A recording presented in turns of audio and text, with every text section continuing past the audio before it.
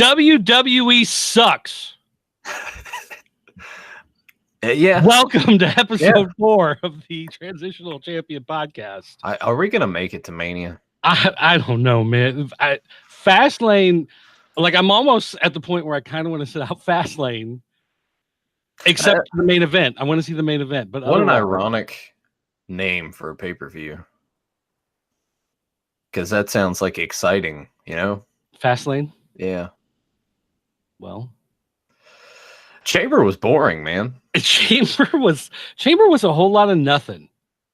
Like there was not a single match that was great. It had some bright spots. The only time that I was really like invested in the show was when it came down to Kofi and Bryan in the chamber towards the end, and it made me go, they should have just done a match with these two instead of doing this big dumb chamber.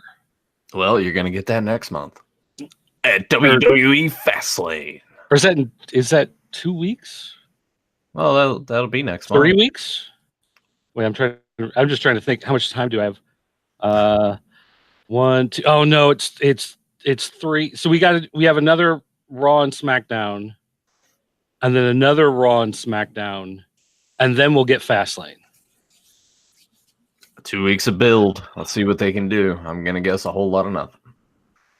All right, okay.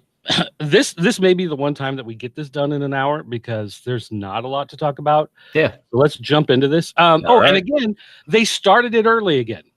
They started it at 6 instead of 7 Central Time. I don't watch them live anymore. I just catch them after the fact. It's easier. I can skim through it, you know. I went over and again, just like what happened with Royal Rumble, I got there at like 6:15 for 7 o'clock, what I thought was the 7 o'clock pay-per-view, and we turn it on, and it's like the women's chamber match. Oh yeah, that went on for about a good hour and a half. Yeah. All right, so I did go back and watch the other stuff later, which I probably shouldn't have. Well, no, I take that back because we did get Buddy Murphy and Tozawa, and that was a good match. That was probably but technically it wasn't on the pay-per-view. I know. They need to just start putting those guys on the main card and not the kickoff show. I hate that they do that because it's a good way to cruiserweights always have been to get the crowd energized and ready for the show. If you put that on the main card, because no one watches the kickoff show hardly. If you put them on that main card, then it'll be like, all right, this is going to be a good show. Well, especially even if the rest of it sucks, at least you come out of the gate like ready to roll. Yeah, I don't know if this is like they're trying to start it earlier for like little kids because they want more little kids watching. So if they start it an hour earlier and it ends an hour earlier, then it's less horrible for people who have younger kids if they want to try to get to watch the product. So maybe that has something to do with it. But when it started, so I'm looking at the thing right now. It does say 7 Eastern, 4 Pacific. Kickoff begins at 6 Eastern, 3 Pacific. So it did say it on the thing, but I see the numbers and it just flashes right by because I always assume it's always going to be at the same time. So I don't know, but I have to say, with the Buddy Murphy match was not technically on the pay-per-view, so I can't say it was the best match of the pay-per-view, but it was probably the best match of the night altogether. I mean, that makes sense. Buddy Murphy's been putting on clinics lately. He's a good talent. A lot of those cruiserweights are good talents. I mean, I don't really have anything else to add other than the fact that they keep screwing that up. So he did retain, right? Yes. All right. So I'm assuming he'll end up dropping the belt at Mania on the kickoff show, the 4-hour kickoff show before the 6-hour main card. Yeah, that I'm guessing you're right. I'm guessing he'll drop the title and then he'll come out on Raw or SmackDown. I'm guessing more likely SmackDown the next night.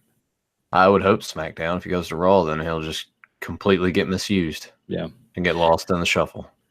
All right, let's see. We got a Kevin Owens video. He was watching pizza with his kids and watching Elimination Chamber with his family because he's a great guy now, big family man. We had Mark Henry backstage because they were doing the Mark Henry documentary thing. Yeah. So he picked the Iconics to win and for Kofi to win, and everybody in the arena started chanting for Kofi. So they made it very clear. That? How about that? Yeah, huh? They let Kofi go out there, actually do his thing, get his shit in, and then all of a sudden the crowd gets behind him. How about that? It was organic. Well, no, but I mean, I feel like the crowd was behind Kofi Kingston back when he was doing the Jamaican gimmick, and the crowd was behind Kofi Kingston when he joined up with the New Day, and the crowd was with him when the New Day like turned bad for like a month.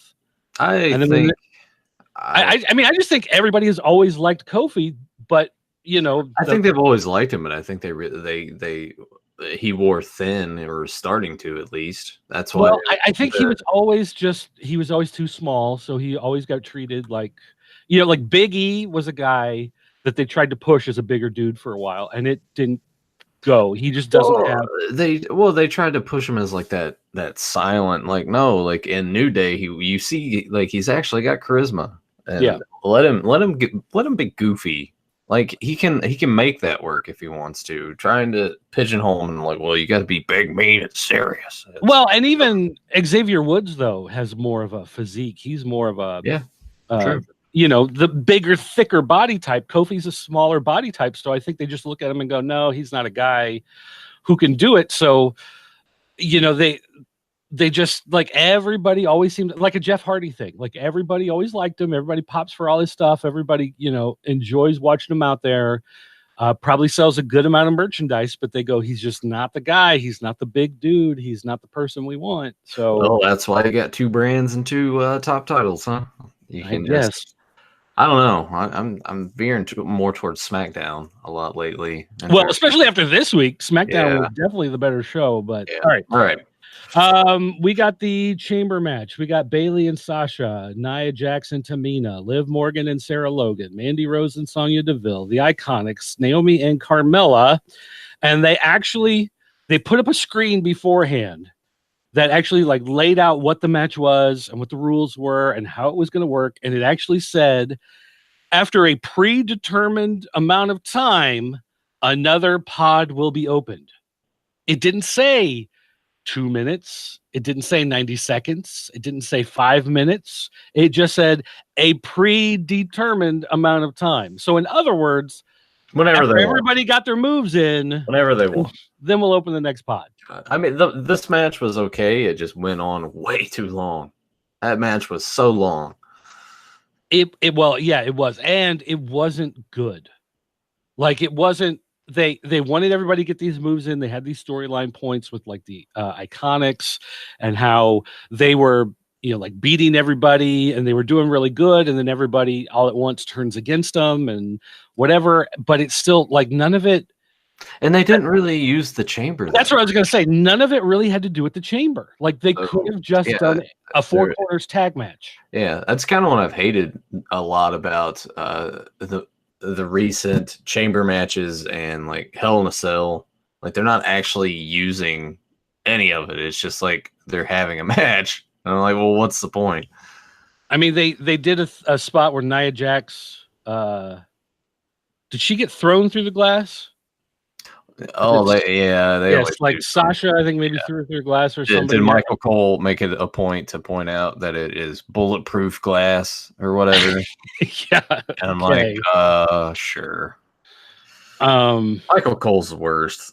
God, I'm so tired of hearing him. I saw some news thing that they're looking into moving him into a new role. They don't know when it'll be, and I'm like, please soon. Please, sir. You know, and it's one of those things. Vince always thought that Michael Cole was a jewel in the crown of WWE because he had been a legitimate news reporter. Yeah, who had gone to Kosovo. Unlike Hillary, when he went to Eastern Europe, there were snipers shooting at him. So he went through an actual war zone. He actually had on the field, war reporting. Whatever. So he's like, great, and we can sign him. He's a fan of wrestling. We can bring him in. And then they bring him in. He's just not good at, fancy lad underwear. Well, he called, what was it?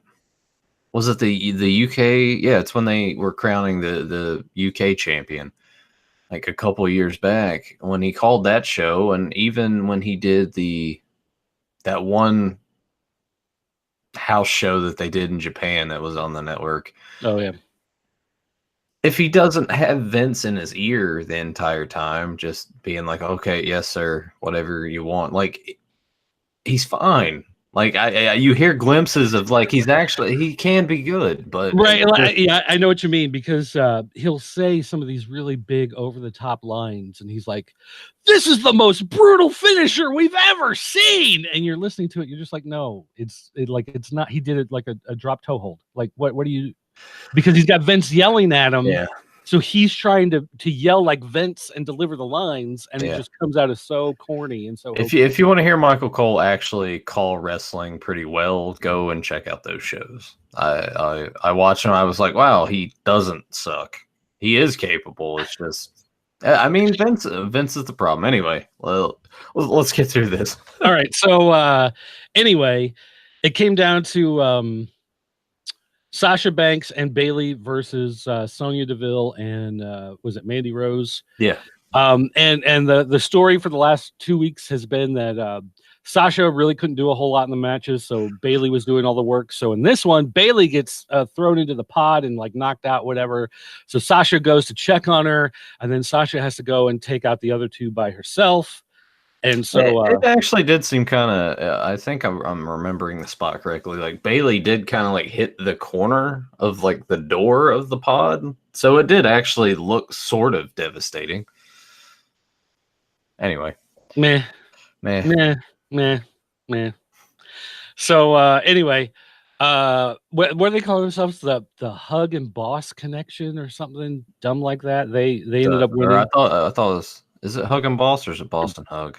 But Boss Hog is all I can think of every Boss time I hear Hog. it. There we go. They're trying to do like rock and sock, but it just rock and sock rhyme. Yeah. Boss and hug do not. So it's not the same. It's terrible. I should have just went with like the Hug and Thug connection. But she's not really thuggy. She's the boss. Yeah. The thugs would be anyway, whatever. Anyway, we had Shane McMahon and The Miz versus the Usos. Oh, did you even say that Sasha and Bayley won? Yeah. Did you? That's what I just said. Oh, That's when we started the whole Boss Hog connection. New women's tag team champ. Supposedly they are going to bounce between the brands, which makes sense because there's not enough. There's not enough to just. Right now, there's just the one tag title. So just like before, when they did the men's tag titles, they had them go back and forth until they made Raw and SmackDown version. Yeah, but I digress. If you can make an extra belt, you can sell an extra belt. Yeah. Yeah, but is anyone really clamoring to buy like the new tag titles at all? I can't imagine they are, unless it's like some avid collector who's got every single belt. Exactly, someone who collects every single belt. What a waste of money! And it's I was going back and looking. I always thought, in my mind, I had always remembered that the Raw belt was the old tag champion belt, and they made new belts for SmackDown. I went back and looked. The old belts were actually different. It was the same design, but it was like copper plates. Yeah, it was the penny belts. Yeah, I forgot about that. So now they're both nickel belts. Right. So they can make 3 belts for someone to buy instead of 1. I'm honestly surprised that they had the women's tag titles look different. I figured those would just be like ugly penny belts too. And the women's tag belts look like the X Division championship from Impact. It's weird. Yeah. I'm sure they all like kind of contact the same handful of people. I remember that's how it used to be. Well, I remember years ago they had one guy that they got everything through, and then I want to say when they went for the spinner belt, maybe around that era is when when they went to the new undisputed title, when Brock Lesnar got the new like back in 2003 or whatever, when he got that when they went to that weird shaped belt, instead of being a round plate, they went to that oblong thing. And that's when they switched to a different guy. They went back to the old guy for 1 or 2, but then basically moved on. And I guess because that original guy, they wanted him to be exclusive and to not make copies of belts for other people. And he was like, no, there's no, like, making copies of these belts is how I earn a living. And so they switched to some other guy who I guess said he wouldn't make them. So of course other people make them now for people to buy online. But anyway. Okay, so we had the Usos versus McMahon and The Miz, and Shane McMahon and The Miz keep calling themselves like the greatest tag team of all time or something like that, which is Shane looked bad. Like he looked like he was gonna have a heart attack at any moment. His face was purple, he was sweating heavy, he was like me trying to jog around the block. If you can imagine me after about 4 houses trying to jog around the block, that's what Shane looked like about 2 minutes into this match. Yeah, he's starting to look a little rough. I don't know what's sort of taking its toll on him, but he seems to be aging quite rapidly. He's not doing the cardio like he used to. That seems to be very clear. So anyway, the Usos actually won, which shocked the crowd. Yeah, get pulled over drunk, wanting to fight a cop. Here's your tag team championship. If that's what it takes, that's what it takes. Was there any fallout from that at all? I heard nothing. Like on the show, or you mean on just like in? Oh, you mean from the Usos? Yeah, regarding that. Yeah. No. All right. Nope. Okay. It must have just been cut and dry and done then. Yeah, I guess. I mean, whatever it was, they may have booked him, and then just said like, "Hey, pay a fine, and we'll let you go." And he paid the fine, and he was gone, and that was it, and it was over. And so they said, "Okay, it's no big deal." All right. Cool mugshot. Yeah. Let's see. We got Finn Balor and Bobby Lashley and Lio Rush in a handicap match for the Intercontinental Championship. Yeah, see, I thought this was just Finn versus Bobby Lashley. Once I found out that it was a handicap match, as I'm watching it, I'm like, all right, Finn's gonna win the belt. He's gonna beat Lio and take it. And look at that. That's what they did. And I have to say, like, Finn Balor can be a talent. Bobby Lashley can be a talent. Them together in this match, there's not the chemistry's not really there. Yeah, Bobby Lashley needs to be fighting like a Batista, or Brock Lesnar. Yes, somebody like that. Somebody, but he and Finn Balor, it just did not work. But Finn Balor won. Mm-hmm. And so okay, there you go. And so then Lashley. Oh, and Balor won by pinning Lio Rush. So then Lashley grabs Lio Rush like he's going to hit him or do something to him. And the crowd is, yeah, do it. Go for it. Go for it. He looks at the crowd and he's like, nah, you guys want it. I'm not going to do it. He lets go and then grabs him and hits him anyway. Yeah, funny how that'll play out. Or slammed him, I guess, is what he did. Yeah, it's like that weird like spine. They call it a spine buster. I'm like, that looks more like a choke slam to me, but whatever. Like it doesn't. Yeah, whatever. It'll play. It's funny how this will all play out into Raw, and I'm like, oh, all right. Well, who's writing this shit? Yeah, well, we'll talk about that more when we get to it. All right. We had the Women's Championship, Ronda Rousey and Ruby Riott, and this lasted like 90 seconds, which was that's a shame. Whoever wrote this one actually. They should have gotten the award for the night because this is how this match should have been together. Because Ruby Riott is no threat to Ronda Rousey. I get that she's not a threat, but I would have at least liked to have seen her. I feel like she deserved to have more time. I know I do not. I think Ruby Riott deserves to be on the unemployment line. Man, that's harsh. I mean, you could at least have said like she could go back to NXT for some seasoning. It's like she could go back to washing cars for a nickel. Wow. So anyway, hate mail dirt at popculturenetwork.com. All right. Ronda Rousey, though, she came out dressed as Sonya Blade because she's voicing Sonya Blade in the new Mortal Kombat game. That attire actually works out better for her than the stuff that it looks like her boob's about to fall out and she's constantly pulling at her crotch to keep her tights down. That outfit works just make that her new attire. It worked out a lot better for her. Actually, it did look, generally it looked better. Like if that was her gimmick, like she came out as Sonya Blade every time, that would be better than stealing the Roddy Piper stuff. Yeah. All right. But anyway, we had Charlotte Flair got in the ring, got in Rousey's face. People started chanting for Becky. Becky Lynch came out through the crowd. She was on crutches. Becky Lynch attacked Charlotte with a crutch, and Rousey was just kind of, like, oh, look at that. Someone's getting beat up in front of me. Just like, whatever. And so let's see. She like handed her like one of the crutches, I guess, and was like, hit Charlotte with it. And so she went over to Charlotte, and then Becky like walloped her with the crutch, and you could see that thing go meh, like as soon as she hit her with it.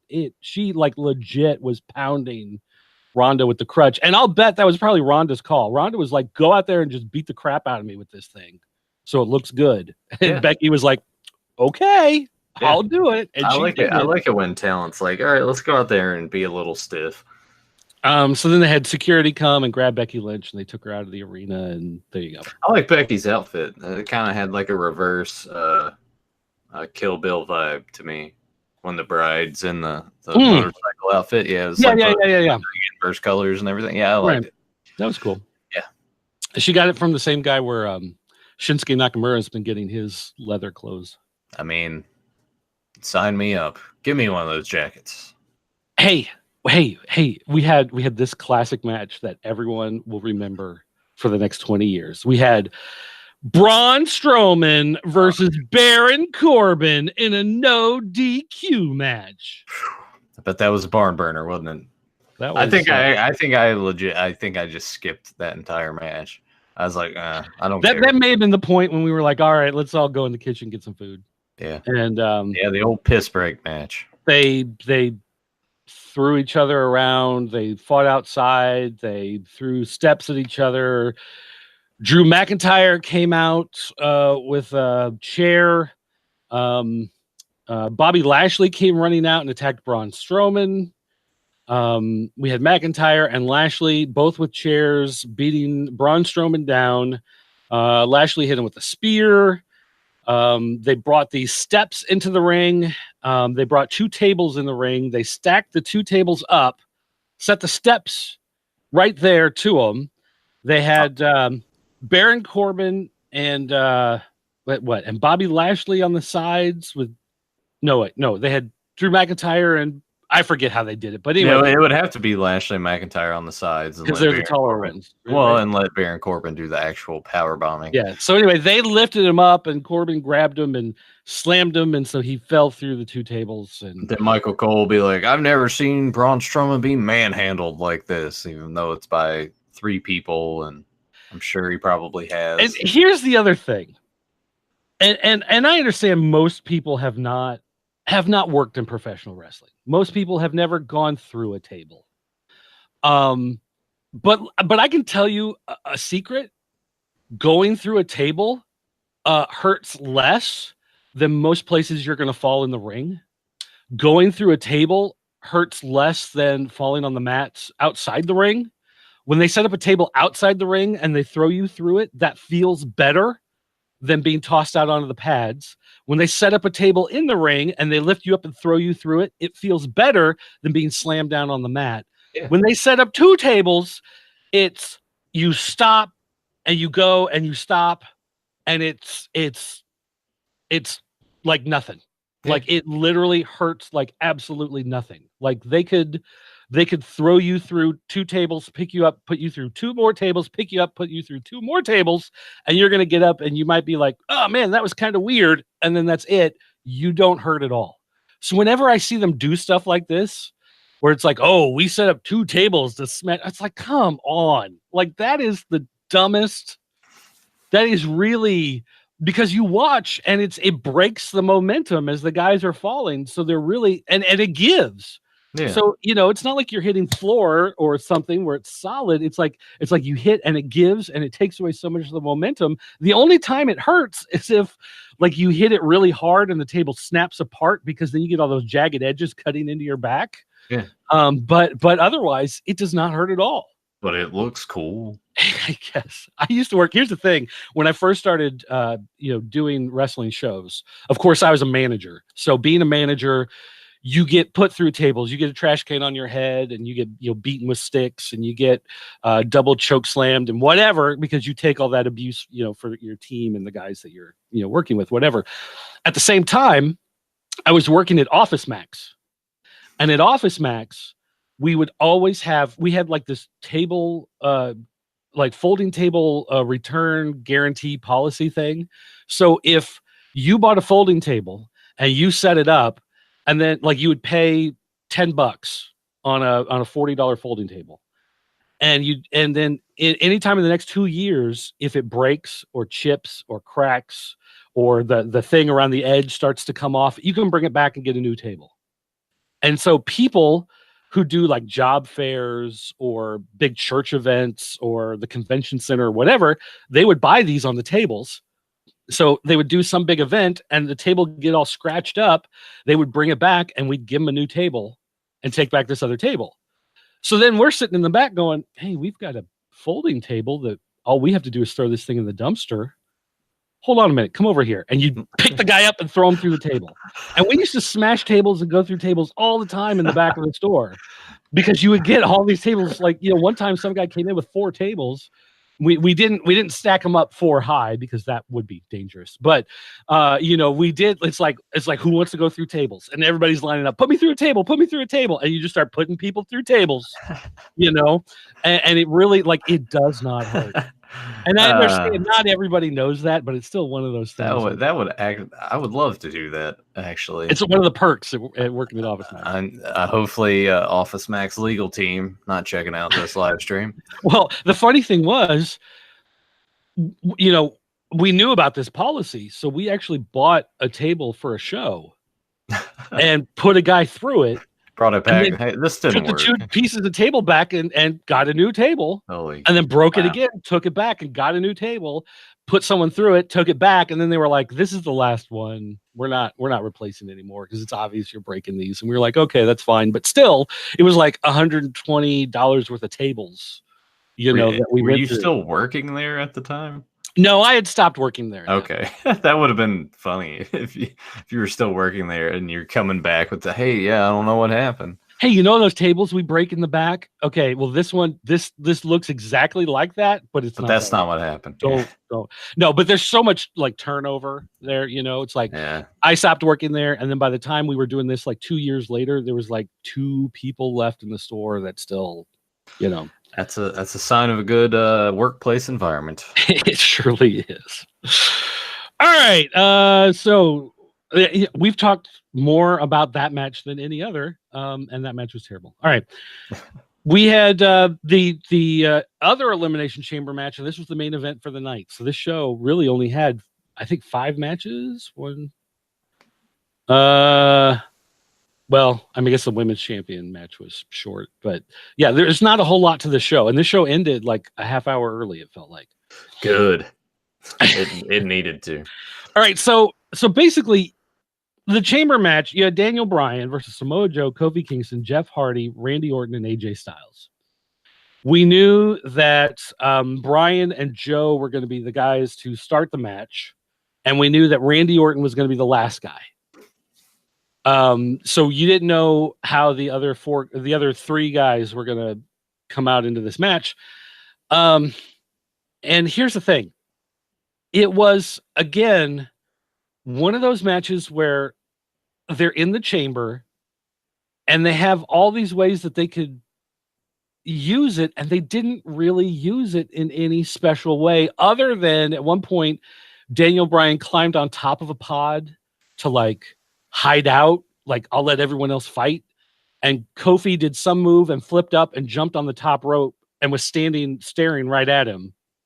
So then he jumped up on top and grabbed Daniel Bryan. But like otherwise, Jeff Hardy didn't do the like hand over hand thing, like climbing up, into the middle to drop on people or stuff. They didn't do any of that kind of stuff.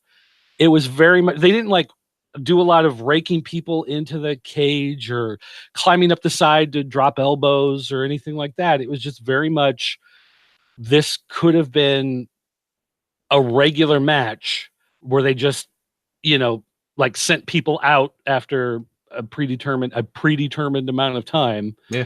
and it didn't really need to be the Chamber. And the Chamber didn't do anything. Like Rowan came out with Daniel Bryan, and they sent him to the back because if you leave him outside the Hell in the Cell or the Elimination Chamber, maybe he'll get involved in the Elimination Chamber. Like the point of the Elimination Chamber is guys can't break in, he can't get out. I'm guessing the only reason was because they listened to this podcast and they heard me say he might get involved, so they wanted to send him back. So they made it clear they listened to the show. They're listening, and they wanted us to know that he would not be getting involved in this match. I want a Baron Corbin title run. Is that to make it very clear that there won't be one? Yeah, I want Beefcake to come. I want Beefcake in the Hall of Fame. I want Ruby Wright as the longest reigning women's champion on both brands, unifying the title. I'd be all right with that. Yeah, you would. She's a good talent. Jerk. You just got to give her time. No, I refuse. All right, so we got Kingston and Daniel Bryan. They were the last two guys, and this is where it finally became interesting. Like this is where it became a really good match after everyone else was gone, and poor Samoa Joe, first guy out before everybody was even released. I don't know I don't know what that was about, other than maybe they were like, well, I don't know, we think maybe we need to do something surprising, and he could have been just kick me out early, I'll just leave. The thing that I hate the most is like his program with AJ Styles and everything. He comes out and he talks so much smack, and it sounds good, and then when it comes match time, like every time they just make him look like a bitch. Like it just completely negates everything that he's done, and I'm just like, give Samoa Joe a shot. Let him actually talk it and back it up. He doesn't have the right look for WWE. Ugh. Shut up, Vince. All right. So anyway, Daniel Bryan won. He retained. Yeah, we knew that was gonna happen. But we did have Kofi hits him with he looked good. He looked good. Yeah. He got the Trouble in Paradise. He got the Yeah, that's the thing. He hit him with that. I kind of like popped up in my seat for a second. I'm like, I know that they're not going to do it, but they could. And then Kevin Dunn messed up the camera angle when Daniel Bryan rolled him up after Kofi pinned him. They cut to the crowd shot, which I remember. Stop doing that. But yeah, he got his SOS. He got his Trouble in Paradise. He looked good. Everybody was chanting for him, so it was obvious he was over. So, I mean, if this whole thing was an experiment to see if Kofi really was over with the crowd, and the crowd believed he could beat Daniel Bryan, it worked. Yeah. It showed that. So, I mean, as far as that goes, that part of the match was fine. But anyway, Daniel Bryan won. Xavier Woods, Big E, they ran down. Everybody shouted, "Thank you, Kofi." The show. They walked up the stage. They were waving to everybody. They left, and that's the point where we look at the clock and we're like, "Oh, that's it. That's it. All right, then it's done. It was over." So it was there. It was a show. It existed. Nothing overly exciting. Nothing. It just felt like another. Yeah, nothing particularly great. Yeah. No. It was just there. All right. So then we had Raw. They did bring up Ricochet, Aleister Black, Gargano, and Tommaso Ciampa. They brought all of them up to the main league, the big leagues now, I guess. But they still have their NXT belts. I don't. And they're on SmackDown. I don't know what's going on. I don't know if this was just a week thing or if these guys are there now, because Triple H made it sound like, and even Finn Balor backstage with Ricochet made it sound like that these guys are on the main roster. So I don't know. It's weird. I'm wondering if maybe now. Okay, so here's one thing. Major League Wrestling, which is out of Florida, has started to travel. So you've got NXT traveling, and they have a nationally syndicated show. You've got Major League Wrestling. They're starting to travel and do cards. They were just in Philadelphia a couple weeks ago, did a TV taping. They're traveling around, starting to do all that stuff. Their main event on the last show was Low Key versus Tom Lawler. and it was fantastic. It's phenomenal. You can go watch that for free online if you go to Fight TV. But anyway, they're starting to travel and gain momentum and get really big. AEW, of course, huge, making waves. They don't even have a show yet. They're not even on TV, and everybody's talking about them. So I'm beginning to think that WWE is starting to look at NXT as being a real third brand. And I think part of the deal is that they want to start doing more NXT outside of Full Sail University, start doing, they do the takeovers, but start doing more like super cards of some kind, do big shows at other times. And really push it and start doing trying to do house shows, go to some of the smaller markets, like where I'm at. Our convention center holds about 5,000 people. It's not a big place, right? They filmed a WCW Thunder there during the final years because you can do that in a smaller arena. We actually used to the arena that's about an hour away from me that the wrestling shows would always come to. Yeah, we got Thunder. I actually went to the Thunder taping. It was actually the Thunder where Buff Bagwell got arrested for punching a guy in the throat. So that's the little asterisk next to the WCW. Nothing cool happened when they came to town. So anyway, I'm beginning to think, we do get the WWE live events that come through here, and they tend to be like, if it's the Raw brand or the SmackDown brand, you don't get the world champion, and you don't get, two or three of the top guys, that you see on TV every week. Yeah, you get one top guy, right? If you're lucky, yeah. And maybe they do like a secondary show, like a secondary SmackDown live show, somewhere else, and that's where all the top guys are at, or they're doing run-ins at the Raw house show that night, or whatever. So I'm beginning to think that they may start doing NXT. They tried doing house shows before, but they were trying to do them in some of the bigger markets. I'm beginning to think that places like where I live, that's a smaller market, might start getting NXT house shows, because you put 2,000 people in one of those arenas, you don't have to draw huge. And WWE live events don't always, they don't sell out the top tier anyway in the 5,000 seat arena. So you bring in an NXT show, and you maybe you'll take like Aleister Black, and you have him do a match with, somebody like Samoa Joe, we'll say, where Samoa Joe is a top talent on SmackDown, but he's never the guy that they really push.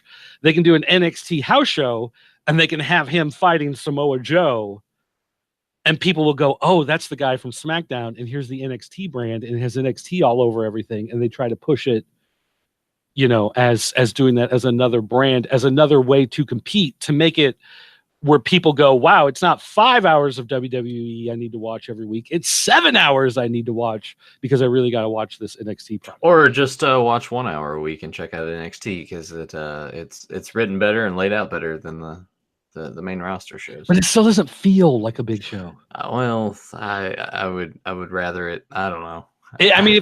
Honestly, it does feel the same as ROH or Major League Wrestling. Yeah. I mean, they just all. I guess that's just what I want now. I want maybe. I want to. I don't. Whatever. All right. So anyway, let's get into this. When I saw it, I saw because I was reading it while I was at work. I'm like, oh great, are these guys called up? How's the main roster going to ruin these guys? And they may not actually be on the main roster. Yeah, they might not. We'll see how this might not be. All right, so Triple H, he went in and he did a very long promo. Here's the other thing. Yeah, earlier in the day, I think it was ESPN or Sports Illustrated, one of those, they tweeted out that DX was going to be in the Hall of Fame, and they showed an image that was Triple H, Shawn Michaels, and the New Age Outlaws. So you had the four of them in this photo, and that was okay. DX, sure. Triple H goes in and he's like, you probably heard D Generation X is going to be joining the Hall of Fame, and it's It's me, it's Shawn Michaels, it's Road Dogg, it's Billy Gunn, it's X-Pac. He made sure to mention X-Pac, and China. He made sure to mention those two. And then they ran a video, and the video had all of them in there. So I just thought it was interesting that the graphic that was sent out only had the 4 of them, but then when they got to the actual show, they were like, and X-Pac and China. Like, they didn't push those two with the announcement, but once it came to TV, they were like, okay, well, we gotta. Yeah, I don't know why they. I mean, I guess I kind of know why they chose to do that. At the same time, too, I kind of,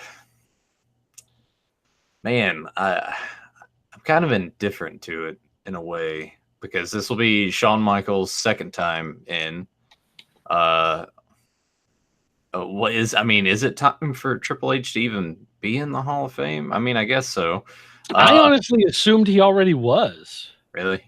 Well, I know that he's like a for sure thing, but I would why not do that when he's actually retiring, kind of thing. But I'm thinking about it now. I'm like, all right, Road Dogg and Billy Gunn are going to be Hall of Famers now. Great.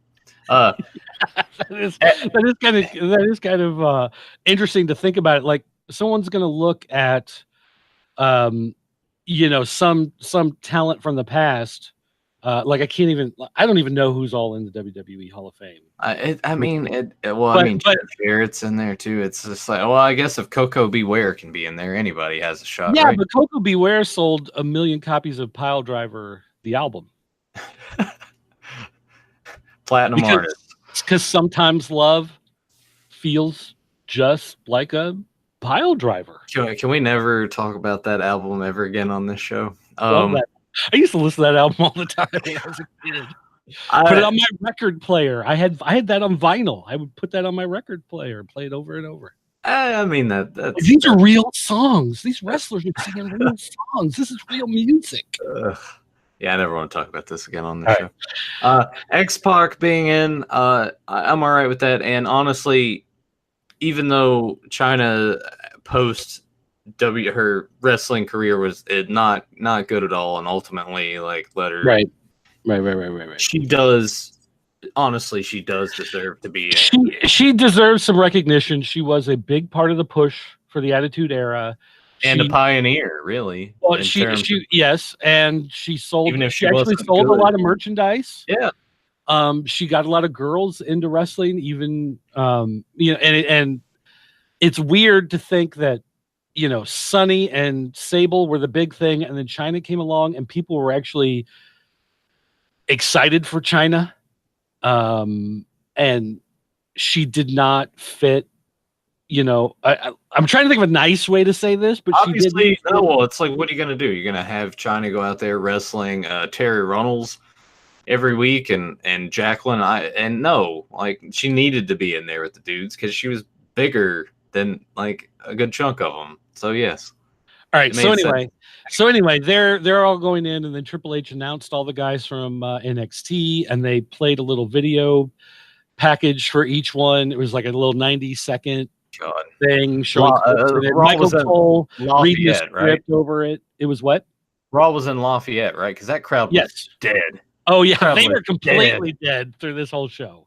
That's another thing that was bad with the show, is that they lost the crowd early and they never got them back, because these people, it was a crowd of me's. It was a crowd of all these people like me who were watching this going, Baron Corbin, like, really? Another match? Yeah. Come on. Okay, which, speaking of, that was the first match. It was Braun Strowman versus Baron Corbin in a tables match. Because, again, they put Braun Strowman through a table, and tables hurt, right? So they had to bring tables out there. So they ended up fighting down the entryway, like they were going to fight and go through tables up on the stage, but then they ended up going back down to the ring, and they set up a table in the corner, and this thing went for I don't know, it felt like a half hour. Maybe it was 20 minutes. I don't know. But this went long and slow and boring. And Braun Strowman finally, he picked up Baron Corbin and put him through the table in the corner, and that was it. And Braun Strowman got up to leave. And as he's walking, Paul Heyman comes out for no reason And Paul Heyman's like, okay, you won, now go. He's like, get off the stage. He's like, you won, now get out of here. So Braun Strowman grabs him by the throat and pushes him up against the thing. And he's like, I'm sorry. Please don't hurt me. Please don't hurt me. And he lets Paul Heyman go, and he goes backstage, and we cut to commercial, which was a very awkward transition. Popeyes, $5 Popeyes combo. Which, I mean, it's good, but it's just chicken strips. They're not really wings. All right. So then they showed, here. Okay. This is the thing.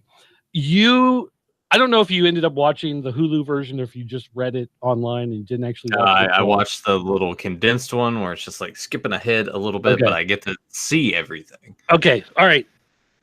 By not watching this live, you have a tremendous benefit of not watching the commercials for Total Bellas and not seeing the commercials for Temptation Island, which is the other big reality competition show that's going on USA Network.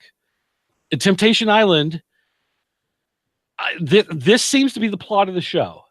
They bring couples to the island, and they make them cheat on each other. And they make the men and women switch up and sleep in each other's beds. And then the whole show is, do they have sex or do they not have sex? Oh my God. And then the other person in the relationship will go, this breaks my heart. I can't believe that you slept with that person. And they were like, well, you slept with that person. And they go, well, but you did it first. And this is the drama that they sell to people. I think I want to shoot myself in the head. Like, these are the show. Like, let me just say that if you're listening to this show right now, if you happen to be watching this on YouTube, if you're watching this on the Transitional Champion podcast page, if you're watching this on my personal page, if you're watching this on the Pop Culture Network page, if you're listening to this through SoundCloud or Podbean or iTunes or any of those places, if you're listening to this and you watch Temptation Island, you're a bad person. You're a terrible human being. Or are you just like really bad TV? Stop existing. I don't know. Oh God. And then Total Bellas is Nikki was going on a date with a guy from The Bachelor, I think it was, or something like that. And meanwhile, John Cena is counting his money from like the Transformers movie. Well, and then like the two of them are sitting like on a patio and they're like drinking wine, and she's like, "So, what do you think?" And he goes, "Well, I think I want to kiss you." And I'm like, "Oh, crap, come on!" Yeah, you gotta watch it now. No, I have to watch the Hulu version now because these commercials are killing me. All right. So anyway, we had Heyman come back. We had Heyman talked about Brock Lesnar. He said he put together a video at his own expense. He narrated it. He talked about how the hero had no hope. Seth Rollins has no hope of winning. There's I really hate the build for this. Like it's fart in the wind. Talked about how Lesnar was brought in by WWE, that he defeated The Rock to win the championship. He went to UFC. He won the championship. He came back to WWE, defeated The Undertaker, broke the streak at WrestleMania. They went to a commercial break.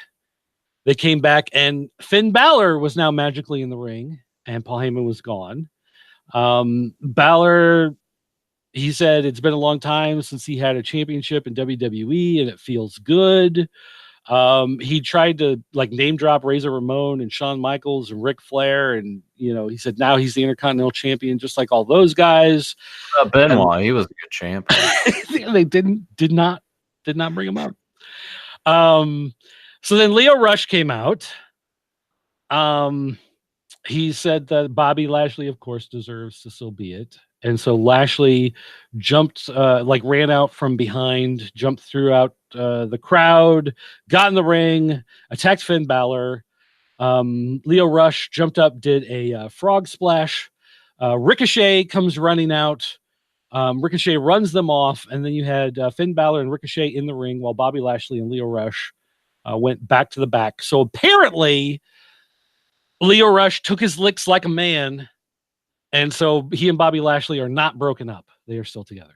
I mean, it's best that they stay together, but I wouldn't have had Lashley turn on him. last night, or make you think that he did, and then now he's back.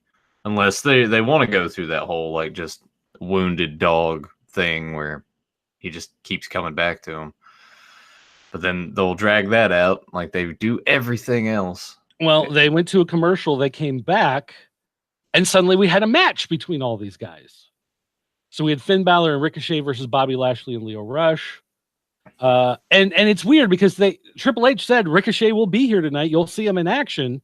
So obviously they have some sort of match planned, but then they had Finn Balor go out and get attacked, and Ricochet came out to save him. So they threw together an impromptu match. So was there like another match that Ricochet was supposed to have with someone? What a great way to debut a great talent, right? Just throw him in some random throwaway tag match, just because. Especially as part of a feud that nobody cares about. Yeah. So anyway, if you can imagine, Lio Rush and Lashley lost. I know. It would make your new talent look really weak if they just shown up and lost in their debut match on the main roster, right? They write themselves in the corners so many times. They do, but I mean, just have Ricochet wrestle like a good but just lower card talent. Like have a guy come out there cutting a promo about blah blah blah. Well, no. I mean, here's what they should have done. They should have had some guy from 205 Live, right? Do a cross, right? Have a guy from 205 Live, someone who's new, someone who's green. Have him fight against Ricochet. Ricochet can do his big flippy moves. People can go, wow, this is incredible. This is amazing. Halfway through the match, Bobby Lashley can come out and be like, no one cares about you little guys. I deserve my title back. I want Finn Balor to come back out here. He could, like the little guy from 205 Live, can try to do a flip onto Bobby Lashley. Lashley can grab him, throw him into the ring post, break his back, humble him, throw him into the crowd. And then Finn Balor comes out and they do a big thing, and then it turns into a 4-way match. That makes a lot more sense than what they did here. Yeah. Shit, man. There you go. Go right for them.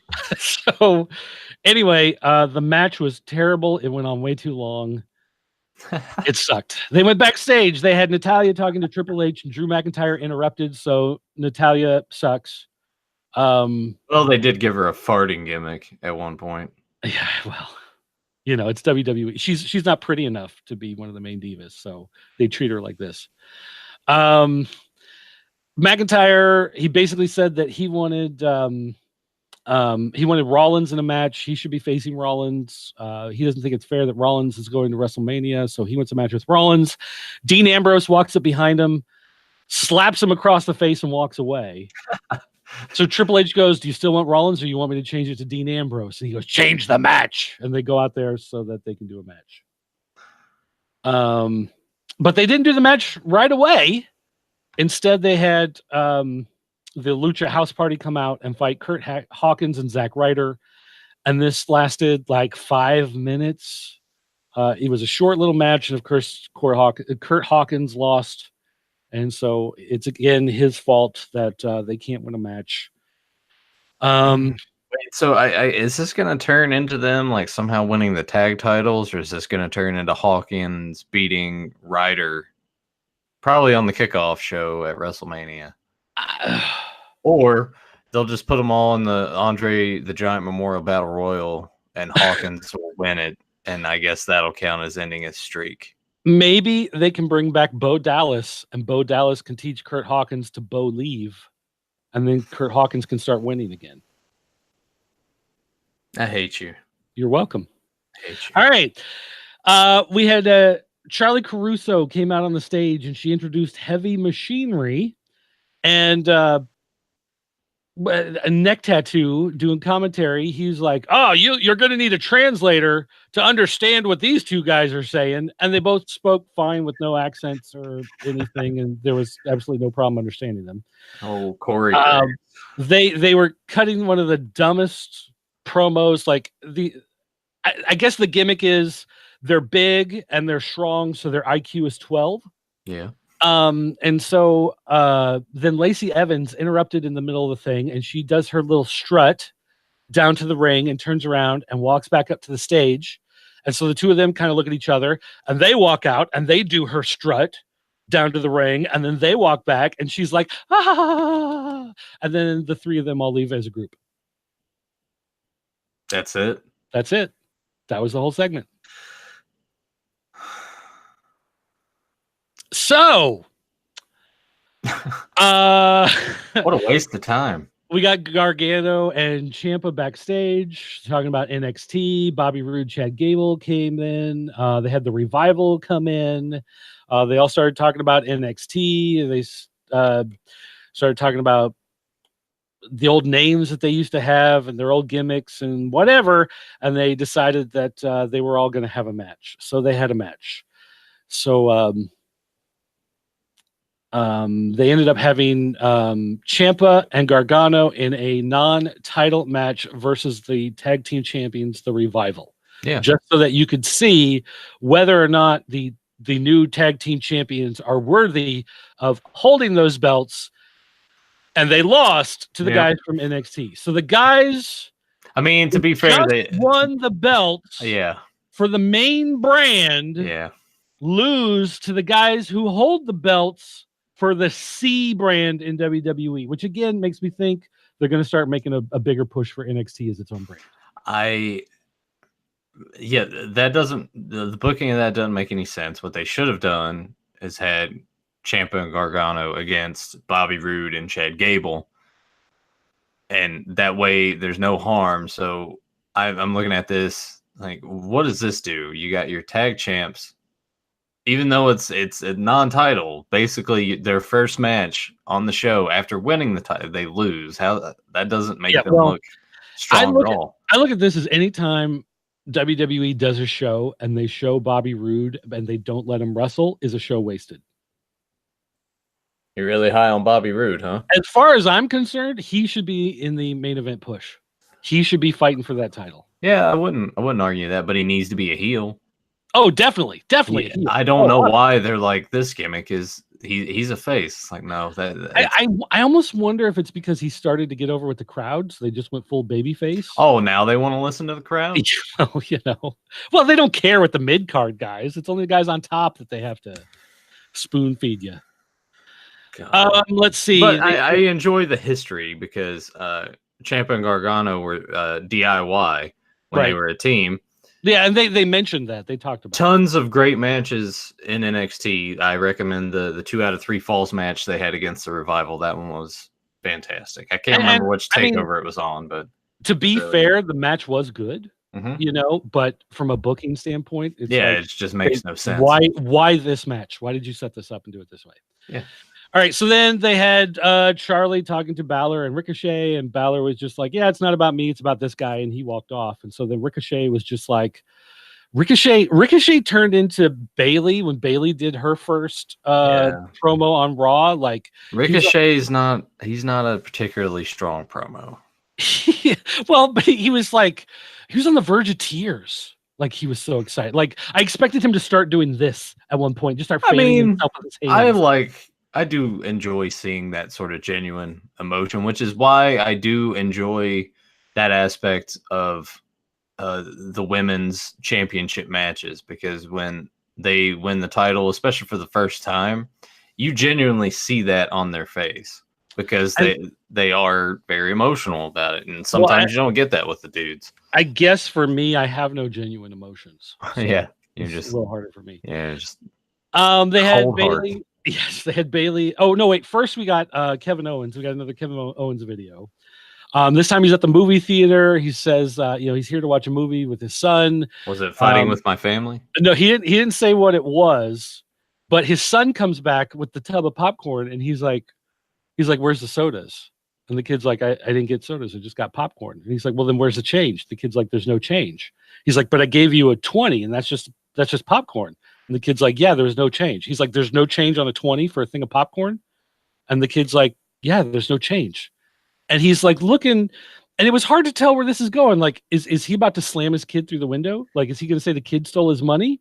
Or is this going to turn into like movie theaters charge too much for popcorn? He's going to start yelling at the popcorn guy, or like, what is going on? And then he just turns back to the camera and he's like, well, I'm working through it and I'll be back. And just you guys wait. And then he just turns back to his son one more time. He's like, there's no change. And his son's like, no, there's no change. And he was just like, damn it. And like, they turn and walk away. And like, that was it. And like, I was amused by it. Like, it was certainly interesting, but I'm like, what, like, where is this going? It's the first time you were entertained during this entire show. Yes, actually, it kind of was. Well, no, I mean, again, the match with the Revival was good. It just didn't make sense. We got Drew McIntyre, Dean Ambrose, and this was like a 2-minute match.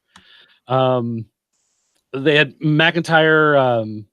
He hit his I forget what it's called. His Claymore kick. Yeah, hit him with the Claymore kick, and they looked at him like he was going to pin him, but instead he hits him with a second Claymore kick, then goes for the pin, and he gets it, and it works. And so, like, everybody in the crowd is just kind of like, WWE. Yep. Yeah, we're here sitting on our hands. They went to another Heyman video showing Lesnar destroying John Cena and get the belt off of Brock. And he needs to go away. Well, I mean, I'm sure that's what this is gonna. I hope so. Building up to, but I hope so. So earlier in the other video, Seth Rollins has no hope. He can't do this. Seth Rollins has no hope. And then now it's Seth Rollins will never stop fighting. He will never give up. But Brock Lesnar will always beat him back down. And okay. All right. I guess we're going somewhere. We had Seth Rollins backstage, and he said he wasn't going to call Paul Heyman a liar because everything he said about Lesnar was the truth. And okay, Paul Heyman's still a liar. I mean, Paul Heyman's still very much known for being a liar. Yeah. There's still guys waiting for ECW paychecks. I was going to say, just Lance Storm walks into frame. Like, actually, yeah. They should just still waiting on that check. They did a Mortal Kombat reference the night before. They should have just had Lance Storm pop up, Toasty, and pop back down. So anyway, he said he was going to end Lesnar and Lesnar's reign of terror and whatever. We got to Dean Ambrose appeared. Yeah, and that was actually amusing. And Dean Ambrose was like, "Well, where were you? Why didn't you like come out while I was doing my match?" And Rollins is like, "Have you lost your mind?" And Dean Ambrose is like, and walks away. That was funny. And so this is very clearly like Dean Ambrose like does not care. Like he's on the way out. He's the kid who passes the proficiency test so he doesn't have to take the final. And so he is done with all his work for the semester. Yeah. And so everyone else is studying for the semester and studying the homework and doing whatever. And he's the kid who walks into the lab and he's looking around at all the stuff sitting there, and he's like, well, I'm just going to throw this chemical, and I'll throw in a dash of this. And he makes a stink bomb, and everyone's like, dude, what the hell? We all have to study for this final. And he's like, nah, I don't. And just walks out. Like, I don't care. And just leaves. That's Dean Ambrose. Yeah, he's I guess the way they're booking him like this, it seems like he's done on the way out. He's losing to everybody, and he just sort of doesn't care. He doesn't care. He's just there. Yeah. I kind of like this version of him, though. Well, he's just kind of looking at it like, what did WWE ever do for me, really? He's like, honestly, I gave you the best years of my life, and now I'm leaving. So there you go. Yeah. Although his wife will still be there. Again, weird. Yeah, that will be weird. Or maybe she'll try to finagle and get out of her contract or something. Maybe. We cut to Elias in the ring. He said he was a musical genius. He's the most charismatic, the most important superstar. So you're like, okay, well, he's not going to get beat up. So then Aleister Black ended up interrupting before he could get started. And Aleister Black said the weirdest line. He said, if silence and deep sleep is what you seek, then allow me to help you, for tonight you will fade to black. Yeah, that goes against everything that like Elias's character is. And he like, doesn't want those things. Yeah, because Elias, because I just waited for Elias to go, nope. Like, I want energy and noise and music. But instead, they just had Aleister Black come down to the ring and beat the crap out of him. So Yeah, they kind of had a back and forth match too, a little bit. Yeah, Didn't they? it was. I mean, that doesn't make sense for a debuting talent of Aleister Black's. That he should have just came out, hit him with the kick, and been done with it. Yeah. I mean, like, I agree. Well, and here's the other thing. Like, Aleister Black is walking down, and he has all of those tattoos, and they're all like, his entire life story is written on his body as told by those tattoos. Yeah, and it's like, did I miss a gimmick from Aleister Black? Like, does he look down at that wolf on his leg and rub the wolf, and suddenly he has the powers of the wolf, and he wolfs up and holy shit! I think you're on something. Maybe I just it's like scratch and sniff tattoos almost. He's like Brave Star. Yeah, he's got eyes of the hawk and ears of the wolf. Actually, you're on to something. Have one of those guys rub one of their tattoos, and then they just get the power of whatever it is, you know? So it's like a tattoo of Yosemite Sam. Well, here's the other thing. Aleister Black, they're trying to do him almost like the new Randy Orton, in the sense that he's very low on emotion. He doesn't get overexcited. He doesn't get overtly mad. He's just, just that face of determination. He's over tattooed. He's no emotion, very much like Randy Orton. And so they go into this match, and you just expect him to be just clean, clinical, beat him down, destroy him. Instead, they go back and forth, back and forth. Yeah, they shouldn't have done that. And it just, again, they cut to the crowd, and you just see everybody in the crowd is just, yeah, we're here. Like, how much did I pay for this ticket? I could have been doing some laundry. Some guy in the fifth row just like trying to crush that candy. I mean, it's all right, man. I feel the same way, but still, you're actually there in person. You can yell at them if you want. They announced after the match that Ric Flair's birthday celebration is going to be in Atlanta. Yeah, so next week. Expect something there. So that show's going to be god awful, probably. So then they did your rubber band match. They had Ronda Rousey versus Ruby Riott in a rematch, even though earlier in the night, I forget where, but they mentioned somewhere earlier in the night that there are no automatic rematches. So if you lose the title, you don't automatically get a rematch for that title again. And I forget who they were saying that in reference to, but they said that earlier in the night. And then they come out here and they give you the main event, which is the rematch from the night before of the person who is not the champion getting a rematch versus the champion that she didn't beat the night before. Yeah. And this match went 10 minutes. Yeah. So the match at the pay-per-view that she lost in 2 minutes, she gets an automatic rematch and somehow managed to make that match go 10 minutes. Yeah, they should have just done the 10-minute match last night and then just not worried about it anymore. I hate when they just do rematches again the next night. It doesn't. That's just laziness. Well, I mean, something else. It makes sense. Like, I understand the rematch. You get the rematch. If you lost the title, you get the rematch. Yeah. That makes sense. Yeah. But just redoing the same match, which is kind of how I felt at the end of Smackdown, but we'll talk about that in a minute here. But anyway, so of course, Liv Morgan, Sarah Logan, they both tried to get involved, whatever, but Ronda Rousey still won. And then Ronda Rousey, that was it. And then the show ended. Yay. It was just over. Raw is done. And you're just like, oh, I guess that was the main event. Yeah, just what a odd. I feel like WWE sucks. Yeah, the NXT guys should have. If you're bringing them up, they should have debuted in different ways. Save it until after Mania. Make them surprises. Well, or even, Raw in a couple weeks is going to be in Chicago. They're going to be in Philadelphia.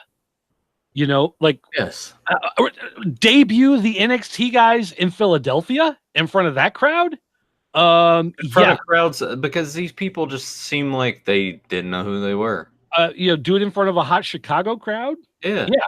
Definitely. But I guess there's no way of knowing that the crowd was going to be this dead. But and also, how can you again, the show was bad, so you can't really can kind of blame the crowd a little bit because they were dead throughout the entire show, even when you got Ciampa and Gargano versus the Revival. They didn't really perk up all that much, and that was a great match. So it was a dead crowd, but they really didn't do anything to try to fight to bring them back, and it was just it just made for a terrible, terrible show. SmackDown was much better of the two shows. If you're only going to watch one show this week, watch SmackDown. And yes, again, that is the trend. The trend is if you're only going to watch one, watch SmackDown, because on SmackDown, you'll get the highlights of anything quasi-important that happened on Raw. You really don't need to watch Raw. Better crowd, too. Way better crowd. Much better crowd. In fact, was this even the same place? I don't even know. Raw was Lafayette. I want to say SmackDown was New Orleans. So same state, but different towns. Okay. Yeah. All right.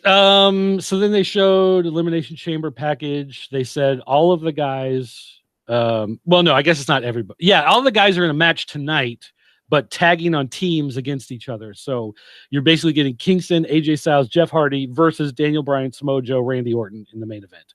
So they're redoing the main event from Elimination Chamber, but mixing it differently to make it into a tag match, which is kind of the flip of what they used to do. They used to do all those guys in a match together that eventually breaks down to a big brawl before the pay-per-view, and now they do it on the show after. Because WWE sucks. They do. All right, so we got Shane McMahon opening the show, and he came down to the ring, and he talked about the fact that Ricochet, Aleister Black, Gargano, and Ciampa were all going to be at SmackDown as well. They're all going to be here tonight. And the crowd went, woo! Which is not what they did on Raw the night before. Miz interrupted, and he came down, and he said, I suck. And yeah, my dad was proud of me, even though I'm a former WWE champion. But when I won those tag titles with you, my dad looked at me like he hasn't looked at me since I won the game by hitting a home run when I was 5 in Little League. And I'm going to stumble over my words because I'm the Miz and I do it every promo. And he didn't shave, so he looked like he was like strung out and hungover. Great. But I think that's just because the Miz like always thinks like not shaving the day he does a live event makes him look better. Like it makes him have more of an edge or something. I guess because when he does shave, he looks like a 12-year-old girl. I don't know. But anyway, I kept waiting for the moment that Miz went, I now understand why we lost, and it's your fault. You tubby, out of shape, no good, purple face looking, heavy breather. You're completely worthless, and you're the reason. And for him to attack Shane, and instead, he just had an Eeyore pity party for 5 minutes until the Usos came out. Yeah, so how are they going to work this into Miz and Shane having a match at Mania? That's probably what they'll go with. They're just extending it as long as they can. Well, I don't know. I hope. Gotta drag it out, man. Mania is still like well over a month away. The only way that they can do a Mania match out of this garbage that would make me even remotely interested is if Miz snaps and breaks the ankle of an Uso, and so the other Uso demands a one-on-one match with him at the pay-per-view, and Shane is like, I've got to give him the match. I've got to set you up with the match. And Miz is like, I can't believe you would do that. Why would you give him that match? We deserve those titles. We deserve to win. Miz starts to break down, and Shane sets up the match between the two of them, and Shane is the special guest referee. That's the only way to make it interesting, because I don't care about any of them as tag teams. I don't care about these tag team belts. I don't care about watching, like I've seen Shane jump off the ring post through the announce table several times now. Like that's the last move he has left that he can do because he can't do the coast to coast anymore, and he can't do the Van Terminator, Van Daminator. He can't, whatever. So this is the only way it works for me, and that would at least give it a little bit of oomph, to make it seem like, Miz is snapped. So there's something to the storyline. Otherwise, this is all just hot garbage. So we're just going to stay on that steady road of hot garbage then. Yes, we are going to stay on hot garbage. Have you ever Googled hot garbage image? Like Google imaged hot garbage? It's just a bunch of dumpsters on fire. Oh, I thought maybe it would come up with like a picture of me. No.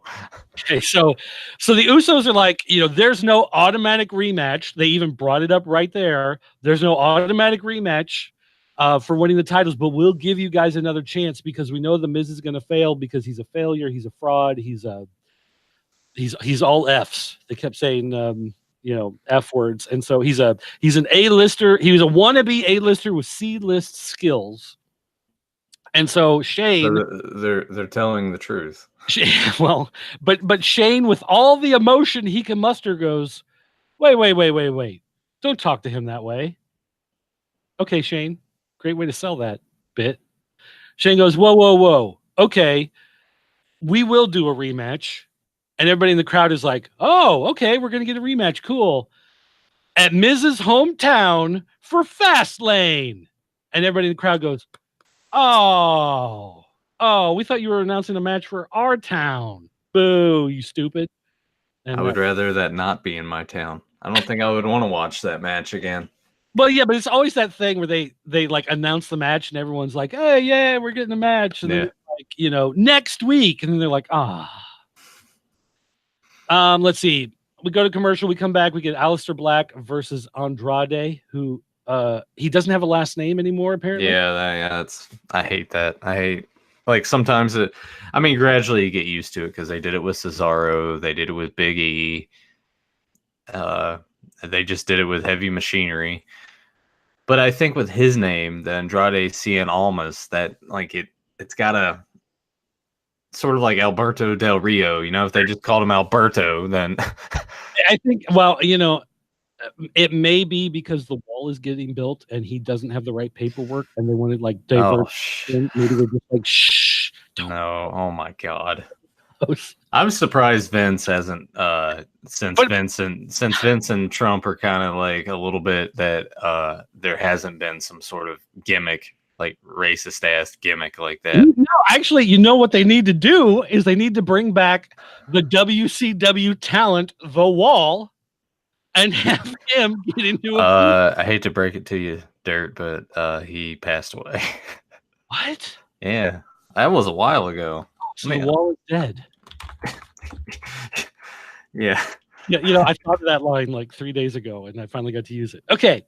Unfortunately, he passed away in 2003. So there you go. Maybe that's why he never shows up to those reunion shows. Nice. Damn, hate mail. Dirt at popculturenetwork.com. I don't even know if many people, honestly, I feel like The Wall's claim to fame is when he was standing on that hotel way out in the distance, and Hogan's like, look at it, it's The Wall, brother. It's like, and here's the tiny 100 miles away, yeah, and there's spotlight on him, and he just does this.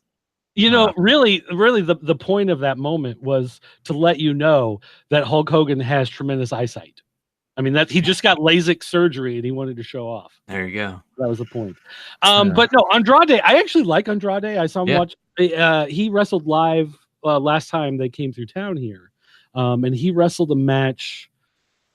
I forget who was it. Kalisto, I think it was. Okay. And they had a really good match. I mean, they had a 15, 20-minute match. He's a fantastic talent. So it was good to see him and Aleister Black have a match because they've had matches in NXT before, have some history there as well.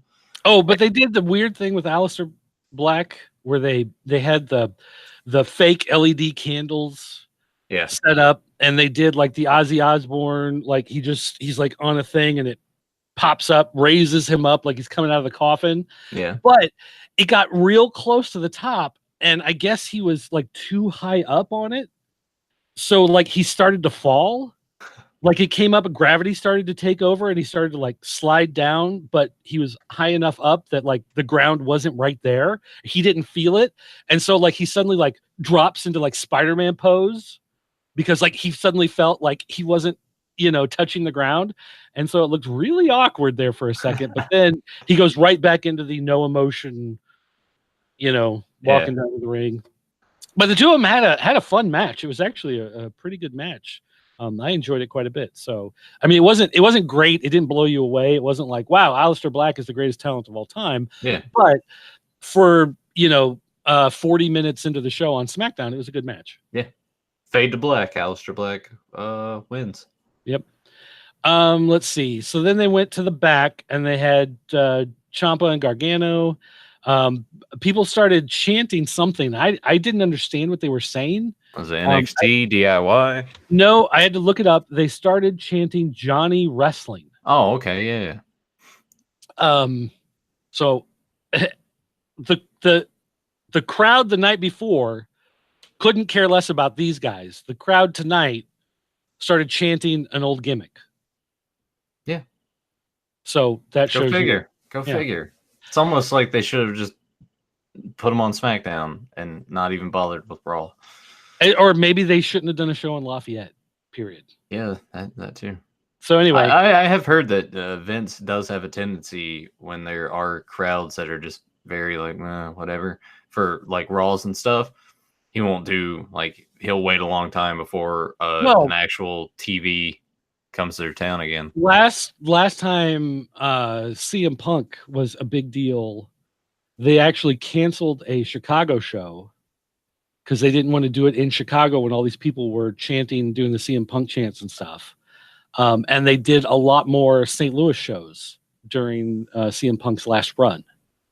So, I mean, it's like he does do that sometimes where he gets pissed off at a crowd and he was like, okay, well, guess what? We're not coming back to your town for a while. So next time we come back, you better appreciate it.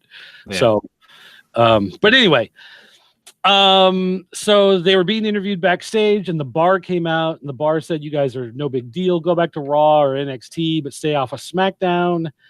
And so Ciampa made some takeover joke, like we're here to take over because that's an NXT thing. Gargano said they're not here to set the bar, they're here to break the bar, and the bar laughed at him and walked away. I thought that was a cool line.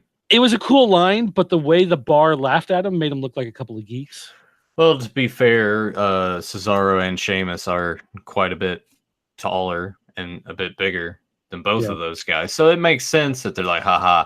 And that's kind of, I thought that was an all right way to play it. At the same time, too, you are laughing at the NXT champion and the North American champion. So it does make them look weak to a degree, but same time, too, the bar is not exactly the strongest team booking wise. Yeah. So anyway, especially not in those skirts.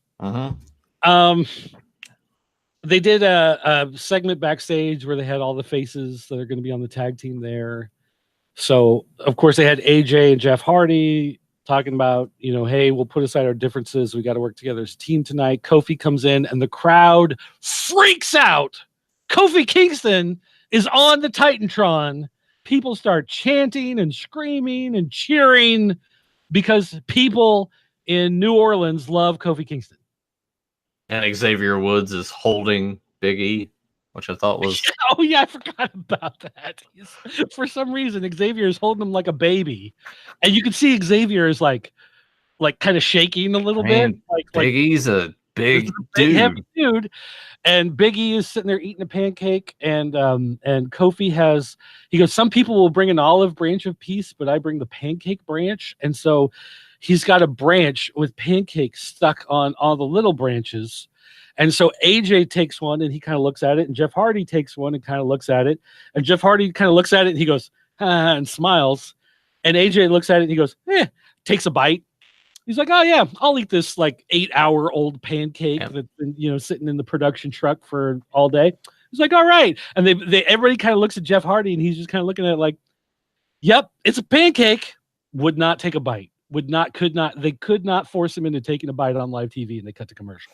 Yeah, he was probably getting weird flashbacks about being on lots of drugs. I was going to say, he's probably thinking, hey guys, I've ingested a lot of stuff in my day. I don't need to be taking anything I'm not 100% sure about at this point in my career. Right. That makes sense. Yeah. Ciampa and Gargano defeated the Bar in a match that went on way too long and was not really all that exciting, but the crowd cheered for it anyway because this crowd loves the NXT wrestling. Superstars. Yes. They like wrestling. How about that? I mean, the match was fine, but there was nothing about it that like set the world on fire. They're all good talents, but they were doing just a simple by the numbers TV wrestling. Well, it's usually what you get on the main roster. I think that's what I like about NXT. It actually gives those guys a chance to just go do their thing, and they're not subjected to, well, do this spot and this spot, but you can't do this, you can't do that. You have to be a little bit safer, which is fine, but I don't know. On a week-to-week basis, when you're on the road like that, I guess it makes more sense. They had all of the heels who were going to be in the main event meet up backstage. They went back to the ring, and they had Asuka finally reappeared in WWE after like 3 weeks. She was in the ring and she was being interviewed, and of course, I feel bad for Asuka because she speaks English better than I would probably speak Japanese if I was trying to in Japan, but it still comes across as so awkward. Like I wish they would just ask her yes or no questions. You know what I mean? Yeah. Like have her memorize one line so she can do it pretty well, and then all she's got to do is answer yes or no. But yeah, it's a lot of like yelling. They keep trying to get her, to like answer more in-depth questions and stuff, and it's just always so awkward. But anyway, she said, I don't care about whether or not Charlotte is ready for Ronda Rousey. I care who is next and ready for Asuka. And so Mandy Rose and Sonya Deville came out, and you're like, okay, honestly, it's neither of you two, but I guess we're going to have to do this. So Mandy Rose she had the microphone, and Sonya Deville did not. And so immediately you knew this is going to be a terrible match. You're not wrong in that regard. And it was another one of those, they went way too long. You could make the argument that, maybe because Asuka has been gone for a while, they can say that she's a little rusty or something, maybe. But the way Asuka, the chemistry just wasn't there. But what they did is they had Lacey Evans' music hit in the middle of the match. And so she comes out and does her little strut, and Asuka is standing in the ring like, what? Like, why are you here? She didn't come out with heavy machinery either. It was just her by herself. And Asuka's like, what is going on? And so Mandy Rose attacks her from behind while she's distracted. And because she hit that distraction, she's able to start to get over on Asuka. And she eventually she gets hit like in the head, and Mandy Rose is acting like her eye is hurt. And so Asuka comes over to see, and the referee pushes her back, and Mandy Rose is still looking hurt, and Asuka comes over to see, and the referee pushes Asuka back, and Mandy Rose is still acting like she's hurt, and Asuka comes over to see, and Mandy Rose grabs her and throws her neck first into the ropes, and Asuka falls back, grabbing her neck, and Mandy Rose jumps on top, 1, 2, 3, gets the pin. Hey, you remember when Asuka was undefeated, and they hyped up her big, huge streak, and now she's just losing to people like Mandy Rose and Carmella. And she used to do these great matches that everybody loved to watch. Yeah, man. I think Asuka, and I hate to say it too, but just one of those talents I think just works better just being in NXT from here on out. I don't know. Some people just don't translate well, like bouncing back and forth. Bouncing back and forth. 100%. I'm sorry there. I got muted. I'll probably have to mute my mic actually here in a second. I feel like. Yeah, we got to wrap up here. Well, we only got 2 more matches. So, but Asuka, as far as I'm concerned, she should always be champion. Like they should just make her like she should be Moolah. Asuka should have a 20-year run as champion. Yeah. Yeah, and instead they feel the need that the 50-50 booking, like they've done it before. It's like Asuka shouldn't be having 50-50 matches against Carmella. She should be destroying her in no time flat. I would like to see Asuka and Ronda Rousey, honestly. If they would have built up Asuka enough, they could have done that. But they missed that opportunity. Asuka should be the women's champion and should win every match in under 3 minutes. Yeah. Do that for 3 years straight. Doesn't matter what pay-per-view, what show, what live event. She wins 3 minutes, always retains that title. And after like 4 years, they can start her in a feud with someone else, bring someone up, find someone with talent, maybe build up Becky Lynch or somebody by that point, and they can do a feud. But let Asuka she should just be the champion, and that should just be it. She should be booked how she was in NXT. That was basically it. She would have competitive matches on like the takeovers and everything, but everything else was just as you described, more or less. All right, they ruined it. Let's get through this rest of the stuff. We had Miz backstage. Miz comes up to Shane and says, "Oh my gosh, Shane, guess what I just heard? My dad will be at ringside at Fastlane." You almost sounded like Howard Finkel for a second. Anyway, that was the big amazing thing. So Mr. Miz will be at ringside at Fastlane. So now you know it's on. It's a real match. Yeah, his goofy dad that just sits there and like laughs at him all the time. That's how my dad would be if I was a wrestler. He would show up, and when I'm getting my ass kicked, he would be laughing at me. My dad came to one wrestling show one time, and he brought a couple friends. And I think like maybe my aunt and uncle came to town. And so they all sat there and watched the show. And like, my aunt, she was just kind of like, woo, like let's be goofy and silly and enjoy this. Woo. And my mom was just kind of like, oh, this is kind of weird, but okay. And my dad, like you could have given my dad a newspaper and he would have just sat there reading the paper and just done the thing where he every so often just kind of looks up to see what's going on and then would just kind of go back to reading the paper. So that's where you got that from. Yeah, exactly. So that's my dad, everybody. All right, so we had Ricochet versus Eric Young, who I forgot was still even employed by WWE. Yeah. And he was out there with his stable of other guys who I forgot were employed by WWE. Yeah, they just sit at home and collect their paychecks, which I guess that's not a bad way to live, right? Hey, all the more power to you. I want a 10-year contract guaranteed. Okay, so anyway, and Eric Young, actually, I forget that Eric Young is actually a decent talent because he never really gets a chance to show it off, but he was okay.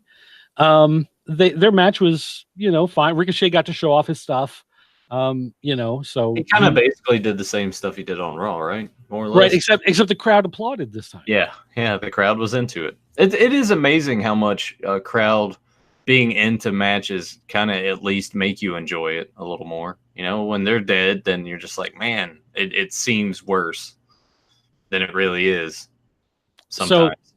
So, it was another good match. Again, not a great match. Not like this is the best thing I've seen on TV in forever. But a good way to showcase. But again, if you're comparing Raw to SmackDown, this is another, this was a lot more interesting to watch on SmackDown than anything we saw on Raw.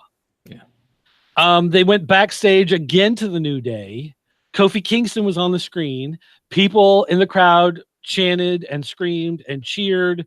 They talked about how this was 11 years of fighting for Kofi Kingston to get his shot up at the top.